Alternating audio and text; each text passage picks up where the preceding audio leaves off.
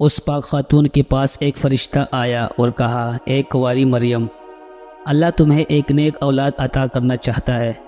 خاتون نے کہا، یہ کیسے ممکن ہے جب کہ مجھے کسی مرد نے چھوا تک نہیں؟ فرشتے نے کہا، ایسا کرنا تیرے رب کے لیے بہت آسان ہے۔ وہ نیک اور پارسا خاتون کون تھی جو قیامت تک پاک دامنی کی مثال بن گئی؟ وہ خاتون جسے اللہ نے اپنے زمانے کی تمام عورتوں پر برتری عطا فرمائی۔ السلام علیکم پیارے دوستو۔ حضرت بی بی مریم علیہ السلام کے والد کا نام عمران اور والدہ کا نام حنا تھا۔ حضرت عمران حضرت سلیمان علیہ السلام کی اولاد میں سے تھے اور ان کی اہلیہ حنا داؤد کی اولادوں میں سے تھی۔ حضرت عمران بنی اسرائیل میں بڑے عابد، زاہد اور عالم تھے، اس لیے مسجد اقصیٰ کی امامت لوگوں نے آپ کی سپرد کی ہوئی تھی۔ حضرت حنا کے ہاں اولاد نہ تھی۔ ایک روز آپ نے ایک درخت کے سائے میں ایک چڑیا دیکھی جو اپنے بچے سے پیار کر رہی تھی اور اسے دانہ کھلا رہی تھی۔ یہ منظر دیکھ کر آپ کا دل بھر آیا اور آپ نے بارگاہ الہی میں اولاد کے لیے دعا کی، لہٰذا اللہ نے آپ کی دعا قبول فرمائی۔ حضرت مریم کی پیدائش سے قبل آپ کی والدہ نے منت مانی کہ اسی اولاد کو بیت المقدس کی خدمت کے لیے نظر کر دے گی۔ بنی اسرائیل کے یہاں یہ روایت تھا کہ جو لڑکا اللہ کی نظر کر دیا جاتا تھا وہ نہ تو شادی کرتا تھا نہ ہی دنیاوی مشاغل میں دلچسپی لیتا تھا، صرف عبادت گاہ میں خدمت کرتا تھا اور خود عبادت میں مشغول رہتا تھا۔ لہٰذا حنا نے اللہ سے بیٹے کے لیے دعا کی تھی، لیکن ان کے ہاں بیٹے کے بجائے بیٹی پیدا ہوئی۔ حضرت حنا نے لڑکی کا نام مریم رکھا۔ سریانی زبان میں مریم کے معنی خادم کے ہیں، چونکہ آپ کو مسجد اقصیٰ کی خدمت کے لیے وقف کر دی گئی تھی، اس لیے یہ نام موضوع سمجھا گیا۔ حضرت مریم کی ولادت سے قبل ہی آپ کے والد وفات پا گئے، اس لیے حنا نے ولادت کے بعد آپ کو ایک کپڑے میں لپیٹ کر بیت المقدس کے علماء کے سامنے پیش کر دیا تاکہ وہ انہیں اپنی کفالت میں لے لیں۔ جب حضرت مریم کو بیت المقدس میں لائی گئی تو مجاوروں کے درمیان اختلاف پیدا ہو گیا، ہر کوئی خود کو آپ کا زیادہ حقدار سمجھتا تھا۔ پھر یہ فیصلہ ہوا کہ مجاورین وہ قلم جن سے وہ توریت لکھتے ہیں پانی میں چھوڑ دیں، جس کا قلم پانی کے بہاؤ میں بہنے کے بجائے الٹا بہے گا وہ مریم کی کفالت کا حقدار ہوگا۔ اس مقابلے میں حضرت زکریا علیہ السلام بھی شامل تھے۔ ان کے قلم کو اللہ نے پانی میں بہاؤ کے الٹے طرف بہا دیا اور وہ ان کی پرورش کے حقدار ہوئے۔ اس طرح بی بی مریم کو اللہ کی منشا کے مطابق حضرت زکریا علیہ السلام کی کفالت میں دے دیا گیا۔ حضرت زکریا علیہ السلام کی بیوی حضرت مریم کی خالہ لگتی تھی، اس لیے ان سے بڑھ کر ان کی پرورش کون کر سکتا تھا۔ جب اللہ نے بی بی مریم کو اپنی بارگاہ میں قبول فرمایا تو عبادت گاہ میں ان کے لیے ایک حجرہ مخصوص کر دیا گیا جہاں وہ دن بھر عبادت میں مشغول رہتی۔ اس دوران اللہ کی رحمت اور برکت سے حضرت مریم کے پاس بے موسم پھل آنے شروع ہو گئے۔ جب حضرت زکریا علیہ السلام حضرت مریم سے پوچھتے کہ یہ پھل کہاں سے آتے ہیں، انہیں کون دے جاتا ہے، تو حضرت مریم فرماتی، اللہ کے پاس سے۔ اللہ نے مریم کو پسندیدہ اور مومنہ بندی میں شمار کیا تھا۔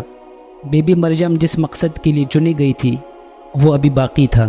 آپ دن رات عبادت میں مشغول رہتی، یہاں تک کہ بنی اسرائیل میں یہ مشہور ہو گیا کہ بی بی مریم نہایت ہی عبادت گزار، پاکیزہ اور متقی خاتون ہے، اور لوگ آپ کا بہت عزت اور احترام کرنے لگے۔ پھر وہ وقت آیا جب جبرائیل حضرت مریم کے پاس انسانی شکل میں تشریف لائے۔ حضرت مریم نے ایک اجنبی شخص کو یوں اپنے قریب دیکھا تو گھبرا گئی اور کہنے لگی، میں تجھ سے رحمان کی پناہ مانگتی ہوں، اگر تو اللہ سے ڈرتا ہے تو یہاں سے چلا جا۔ حضرت جبرائیل علیہ السلام نے فرمایا، تم مجھ سے ڈرو نہیں، میں تو پروردگار کا بھیجا ہوا فرشتہ ہوں اور تمہیں ایک پاکیزہ بیٹا دینے کی خوشخبری لے کر آیا ہوں۔ حضرت مریم علیہ السلام نہایت حیران اور پریشان ہوئی اور تعجب سے فرمایا، بھلا میرے ہاں بچہ کیسے ہو سکتا ہے؟ مجھے تو کسی انسان نے ہاتھ تک نہیں لگایا اور نہ ہی میں بدکار ہوں۔ حضرت جبرائیل علیہ السلام نے فرمایا، ہاں بات تو یہی ہے، لیکن اللہ تعالیٰ فرماتے ہیں کہ یہ میرے لیے بہت آسان ہے اور ہم اسے اپنے قدرت تخلیق کے لیے نشانی بنانا چاہتے ہیں۔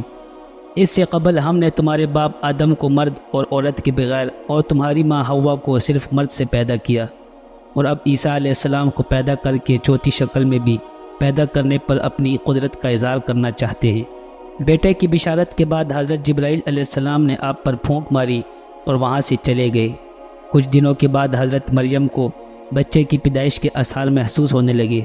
جیسے جیسے پیدائش کے دن قریب آتے جا رہے تھے، آپ کی پریشانی میں بھی اضافہ ہوتا چلا جا رہا تھا۔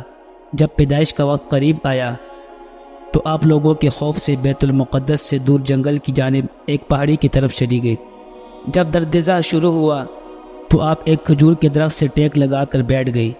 زچگی کی تکلیف کی شدت اور دنیا والوں کے خوف نے آپ دیدہ کر دیا۔ کہنے لگی کاش میں اس سے پہلے ہی مر گئی ہوتی اور لوگوں کی یاد سے بھی بھولی بسری ہو جاتی۔ علماء فرماتے ہیں کہ انہوں نے موت کی آرزو اس لیے کی کہ وہ عزیز و اقارب، خاندان، برادری اور لوگوں کو کس طرح مطمئن کر سکیں گی جبکہ کوئی ان کی صداقت کی تصدیق کرنے والا بھی نہیں۔ ان کی شہرت ایک نیک پارسا اور زاہدہ کے طور پر تھی، لہٰذا ان کے لیے یہ تصور ہی بڑا روح فرسا اور تکلیف دہ تھا کہ لوگ انہیں بدکار سمجھے۔ ابھی حضرت مریم انجانے اندیشوں اور وسوسوں میں گری ہوئی تھی کہ حضرت جبرائیل علیہ السلام نے وادی کے پیچھے سے آواز دی، اے مریم پریشان نہ ہو، تمہارے پروردگار نے تمہارے قدموں تلے ایک چشمہ جاری کر دیا ہے، اور ذرا اس کھجور کے درخت کو ہلاؤ، دیکھو یہ تمہارے سامنے تر و تازہ کھجوریں گرا دے گا۔ اب تم اطمینان کے ساتھ یہ تازہ کھجوریں کھاؤ، چشمے کا پانی پیو اور بچے کو دیکھ کر اپنی آنکھیں ٹھنڈی کرو۔ حضرت ابن عباس رضی اللہ عنہ سے مروی ہے کہ ولادت کے 40 روز بعد جب طہارت ہو چکی تو حضرت مریم اپنے گھر والوں کے پاس واپس آئیں۔ لوگ بچے کو گود میں دیکھ کر حیران رہ گئے اور بدگمان ہو کر بولے، اے مریم یہ تو نے بڑے گناہ کا کام کیا، نہ تو تیرا باپ برا آدمی تھا اور نہ تیری ماں بدکار تھی۔ حضرت مریم نے جبرائیل علیہ السلام کی ہدایت کے مطابق بچے کی طرف اشارہ کر دیا۔ روایت میں ہے کہ جب خاندان نے حضرت مریم کو ملامت کرنا شروع کیا تو اس وقت حضرت عیسیٰ علیہ السلام دودھ پی رہے تھے۔ جب انہوں نے لوگوں کی ملامت بری باتیں سنی تو دودھ پینا چھوڑ دیا اور اپنی بائیں کروٹ پر سہارا لے کر ان کی جانب متوجہ ہوئے اور انگلی سے اشارہ کرتے ہوئے فرمایا، انی عبداللہ، یعنی میں اللہ کا بندہ ہوں، اور پھر اللہ کی طرف سے نبوت اور کتاب ملنے کی خبر دی۔